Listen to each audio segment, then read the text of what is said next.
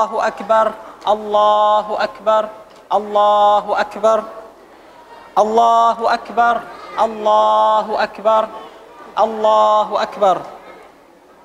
إن الحمد لله تعالى نحمده ونستعينه ونستغفره ونعوذ بالله تعالى من شرور أنفسنا ومن سيئات أعمالنا. من يهد الله فلا مضل له ومن يضلل فلا هادي له. وأشهد أن لا إله إلا الله وحده لا شريك له وأشهد أن محمدًا عبده ورسوله صلى الله عليه وعلى آله وسلم تسليمًا كثيرا. Ramadan Mubarak to everyone. تقبل الله منا ومنكم. May Allah subhanahu wa ta'ala, we humbly ask Allah subhanahu wa ta'ala to accept from all of us.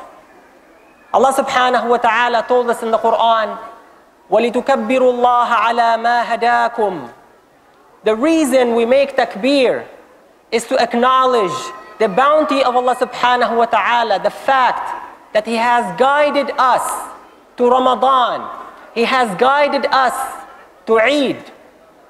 وَلِتُكَبِّرُوا اللَّهَ عَلَى مَا هَدَاكُمْ. Because of that guidance, we make takbir and we say Allahu Akbar, Allahu Akbar. Dear brothers and sisters, make sure you're not a Ramadan Muslim. Some people only pray in the month of Ramadan. Some people only come to the masjid in the month of Ramadan. Know for sure that if you worship the month of Ramadan, the month of Ramadan is over. But if you worship Allah subhanahu wa ta'ala, then Allah subhanahu wa ta'ala is there all the time. Ramadan taught us principles of success. But before I talk about some principles, let me define success.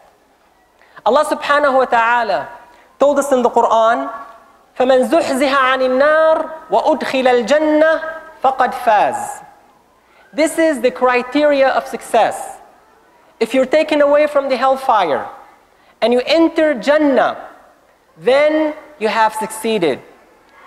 This is really the ultimate success. Allah subhanahu wa ta'ala told us as well, قُلْ هَلْ أُنَبِّئُكُمْ بِالْأَخْسَرِينَ أَعْمَالًا الذين ضل سعيهم في الحياة الدنيا وهم يحسبون أنهم يحسنون صنعا. Allah subhanahu wa ta'ala asked the question, don't I tell you of the worst losers, الأخسرين أعمالا الذين ضل سعيهم في الحياة الدنيا, those people who were misguided in this life. What does that mean? Some people think that they are successful, but they did not understand the true success. They had the definition of success upside down. And therefore, وَهُمْ يَحْسَبُونَ أَنَّهُمْ يُحْسِنُونَ صُنْعًا. In their minds, they're thinking that they're doing good. They're thinking that they're successful.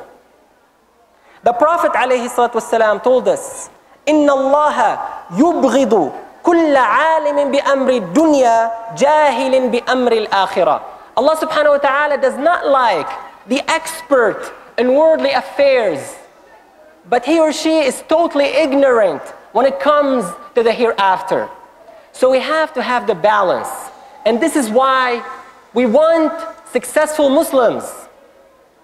We want a successful husband, a successful wife, a successful father, mother, teacher, student, businessman, etc. We all know that every day we are called to success. In adhan and iqama, hayya ala al-falah, come to success. This is what Islam wants from us. It wants us to be successful. It does not want us to be miserable. I feel bad sometimes listening to some youth thinking that Islam makes it so complicated. Oh, I have to learn Arabic, I have to do this, I have to do that. I think it is our fault that we're making Islam look too complicated. Whereas Islam is the religion of ease. The Prophet ﷺ said, إِنَّمَا بُعِثْتُ بِالْحَنِيفِيَّةِ السَّمْحَةِ. I was sent with the easy religion. So we hear this call, حَيَّ عَلَى الْفَلَاحِ, 15 times a day, between adhan and iqamah. And if you're a Hanafi, it's 20 times. So what are some principles of success? What did we learn from the month of Ramadan?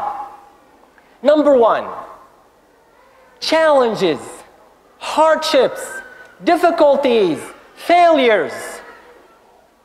That should not stop you from being successful. This is an important lesson from the month of Ramadan. I know many of us in the beginning of Ramadan, we were worried. Oh, this time Ramadan is gonna be in the summer, long days. I'm gonna be thirsty, my mouth will be dry. I don't know how I'm gonna handle it. Way too many hours to handle. Many of us thought that way, but subhanallah, it didn't get easier, but Allah subhanahu wa ta'ala made us stronger. And that's a great lesson from the month of Ramadan. It taught us to embrace the challenge. Don't run away from the challenge. Don't run away from a difficulty. Take it as an opportunity to become stronger. Anytime you have a failure, you have two types of people. One type will be discouraged, but the other type will learn from their mistakes. It is our belief, Muslims, that anything that Allah subhanahu wa ta'ala decrees, anything that He determines, it is for the good of us. It is for our own good. It is in our best interest. This is a creed. This is a belief, an i'tiqad. Let me give you an example. There was this farmer who had a goat that he liked so much. One time, the goat was walking by the well and it fell. And the farmer felt so bad. He thought the goat died. And he started, putting dirt. He said, I cannot get to the well, to the goat at the bottom of the well. So what I'm gonna do, I'm gonna bury the goat inside the well. And he started shoving dirt in the well. Now guess what? The goat was not dead. The goat did not say, oh, my boss doesn't like me, I'm gonna just lay down and die. What it did, it shook off the dirt and it stood on it. And every shovel, the goat was shaking the dirt off and standing on it until it rose over the well. This is how we should be. Many times we have difficulties, hardships. It is hard. Either we quit and we get buried, or we stood, or we shake off the dirt and stand on top of it. The Prophet ﷺ told us in a hadith, وَإِنَّ اللَّهَ إِذَا أَحَبَّ قَوْمًا ابْتَلَاهُم. Listen carefully. If Allah subhanahu wa ta'ala likes certain people, He will shake them. He will try them. Trials is not a sign of Allah's dislike. Some people misunderstand. They think that, oh, Allah subhanahu wa ta'ala is trying Muslims left and right, here and there. Maybe Allah subhanahu wa ta'ala does not like us. Totally wrong. In this hadith, the Prophet said, if Allah likes you, He will try you. Trials is a sign of Allah's love. He also said, يُبْتَلَ النَّاسُ عَلَى قَدْرِ إِيمَانِهِمْ. You're going to be tried according to your faith. أَكْثَرُ النَّاسِ ابْتِلَاءً الْأَنْبِيَاء, He told us. The people who are tried the most are the prophets. ثُمَّ الْأَمْثَلُ فَالْأَمْثَلُ. Then the people who are closer to the prophets. So according to your faith, if you have a strong faith, Allah subhanahu wa ta'ala could try you more than someone with a weak faith. What happens? You have more faith. Allah subhanahu wa ta'ala tries you more. You're going to be under more pressure. You're going to develop more resistance. And you're going to become much stronger. You're going to be more valuable, like gold or black diamond. Why do you think black diamond is so valuable? It's so expensive. It's made of the same material as charcoal. You go now to the store you can buy charcoal for $5. So cheap. It's made of carbon. Same as black diamond. Black diamond is the most expensive item. What is the difference? The structure. The black diamond is so strong. Charcoal, you can break it in your hand. That is the difference between a strong man or woman who's been tried and proven his faith or her faith, and someone who's a quitter. I want to take this moment to remember the people of Syria, because today they're going through a lot of trials. They have gone through trials for over a year and a half. And every time, I believe, every time they go through a trial, through a hardship, they're getting stronger and stronger. And they're being cleansed from hypocrites, just like the month of Ramadan cleansed us from sins, from poison in our body. Allah subhanahu wa ta'ala knows what He's doing. Here at this moment, we make a prayer to the people of Syria. May Allah subhanahu wa ta'ala make it easy on them. And may Allah subhanahu wa ta'ala give them victory as soon as possible, so that next Eid, they are free people, just like everybody else. The second principle of success is that it is achieved by utilizing the tools that Allah subhanahu wa ta'ala has given you. Many people do not utilize what they're given, the talents that they're born with. They don't utilize it. Allah subhanahu wa ta'ala tells us in the Quran, وَاللَّهُ أَخْرَجَكُم مِّن بُطُونِ أُمَّهَاتِكُمْ لَا تَعْلَمُونَ شَيْئًا. A beautiful ayah. It tells us that everybody is born in the same way. He said, Allah subhanahu wa ta'ala took you out of your mother's womb, knowing nothing. Everybody is equal in knowledge at the time of birth. We know nothing. There's no difference between a scientist and an ignorant man, an illiterate man or woman. And this is from the fairness and justice of Allah subhanahu wa ta'ala. But look what He said. وَجَعَلَ لَكُمُ السَّمْعَ وَالْأَبْصَارَ وَالْأَفْئِدَةَ. But He gave you some tools, and you better utilize those tools. He gave you hearing, eyesight, intellect, and you need those tools to be successful in life. Many people have untapped talent, and they never turn it into a skill. See, many successful people are not successful because of their intellect or wealth. It is because of will, the power of will. And this is what the month of Ramadan has taught us. Ramadan gave us the tools to be successful. If you have the will, you can turn any talent into a skill. Allah subhanahu wa ta'ala, when He addressed the angels, He said, إِنِّي أَعْلَمُ مَا لَا تَعْلَمُونَ. He created Adam. The angels could not understand, could not comprehend the nature of Adam alayhi salam. But Allah subhanahu wa ta'ala understood Adam. He understood the potential of Adam alayhi salam and his progeny. He understood the potential and the ability of Adam alayhi salam. The angels could not. So He said, I know what you do not know. If we think about the great people of Islam in the past, like Imam Abu Hanifa or Imam al-Bukhari, when they were born, they were not saying mas'ala or haddathana. They were crying like everybody else. How come they succeeded so much? It is because they utilized these tools that Allah subhanahu wa ta'ala has given them. And unless we do that, we're not going to be able to be successful. Principle number 3. It is called ihsan. We have a beautiful concept in Islam called ihsan. Ihsan is the difference between good and great. Many of us are just good, but that's not what Islam asks. It asks us to be great.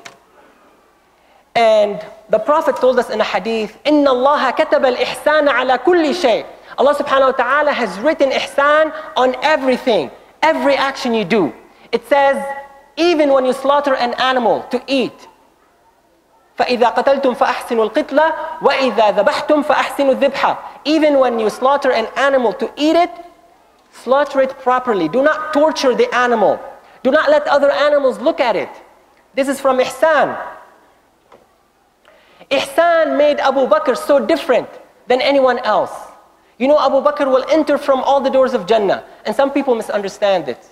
They think that Abu Bakr, maybe one hand will go in one door, the head will go in another door. That's not the meaning of the hadith. It is not the meaning of the hadith. It doesn't mean either that he goes in one door, then he exits, and then he goes into another door. It says that Abu Bakr will be called from all the doors of Jannah. Because Abu Bakr made ihsan in every action. In his fasting, he did ihsan. In his charity, he did ihsan. In his prayer, he did ihsan. And now he has the privilege to be called from all these doors. And Abu Bakr will have the freedom to choose which door he will enter through. He has the privilege to make a choice. He will enter from one door, but it's going to be up to him. The Prophet ﷺ told us in a hadith, إِنَّ اللَّهَ يُحِبُّ مِنْ أَحَدِكُمْ إِذَا عَمِلَ عَمَلًا أَنْ يُتْقِنَهُ. Allah subhanahu wa ta'ala loves from each and every one of you that if you did any action, that you master it. That is the requirement. And that is the difference between failures and success. Failure is to do something nearly right, barely right. Success is to make something exactly right. That is the difference. Part of success is the ability to focus. We don't like, Islam does not like sloppy jobs, you know, half-done jobs. And we have to implement it everywhere we go, everywhere we are. In the halal store, it has to be top of the line. We should not have any expired items in halal stores. This is not ihsan. It is not itqan. We have to master everything. We cannot look like sloppy people. This is not part of Islam. And this applies to everything, not just one or two things. أقول قولي هذا وأستغفر الله لي ولكم.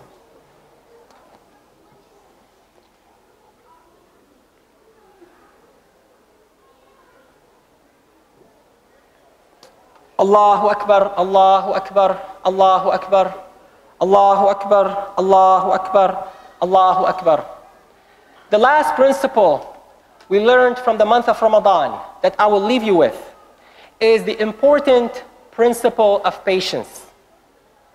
The Prophet ﷺ told us in the hadith, وَاعْلَمْ أَنَّ النَّصْرَ مَعَ الصَّبْرِ. Know that success is with patience. They go hand in hand. You cannot separate patience and success. Of course, one of the great lessons we learned from Ramadan is patience. And some people used to say, الصيام نصف الصبر. Fasting is half of patience. If you're able to fast, you've done half of patience. Now we have the rest of the year. Are we going to be able to implement this important principle? We've learned patience in the month of Ramadan. Now can we apply it to other things? You need patience to be successful. You need patience to set long-term goals. If you don't have patience, you're going to quit halfway. That's why you need patience. Many times we're not able to accomplish long-term goals because we quit too soon. We don't have the patience required. In the month of Ramadan, we learned self-control. That's part of patience. Self-control over desires, over emotions, over reactions.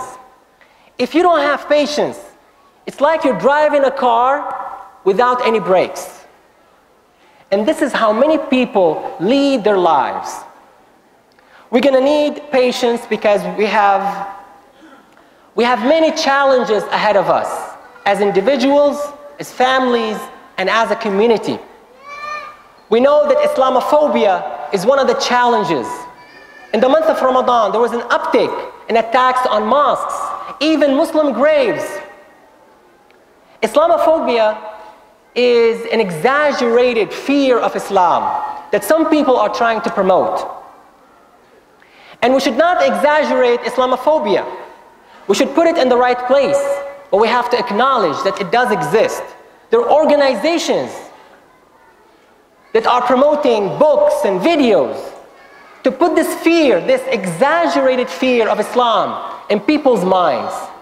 So we have to be careful. We have to use wisdom in dealing with it. And we have to do our job educating the people about Islam and Muslims. We all saw what happened in the midterm elections last time. This discussion about Ground Zero, the Ground Zero Mosque. That discussion happened only around the midterm elections. As soon as the elections were over, we did not hear anything about Ground Zero Mosque. So we have to be careful this time. There's an election coming up. And we have to be, like I said, we have to be wise. We should not overreact, but we cannot pretend that it does not exist. I ask Allah subhanahu wa ta'ala to allow us to use the lessons from the month of Ramadan to be able to embrace the upcoming challenges. We ask Allah subhanahu wa ta'ala to allow us to preserve all the lessons we learned from the month of Ramadan. How we embrace a challenge, how to be patient, how to use and utilize our abilities and our tools. We ask Allah subhanahu wa ta'ala finally to accept all our deeds and to allow us to live to another beautiful month of Ramadan. We ask Allah subhanahu wa ta'ala to allow us to be happy and to have happiness and to enjoy the day of Eid. تقبل الله منا ومنكم كل عام وأنتم بخير عيد مبارك والسلام عليكم ورحمة الله وبركاته.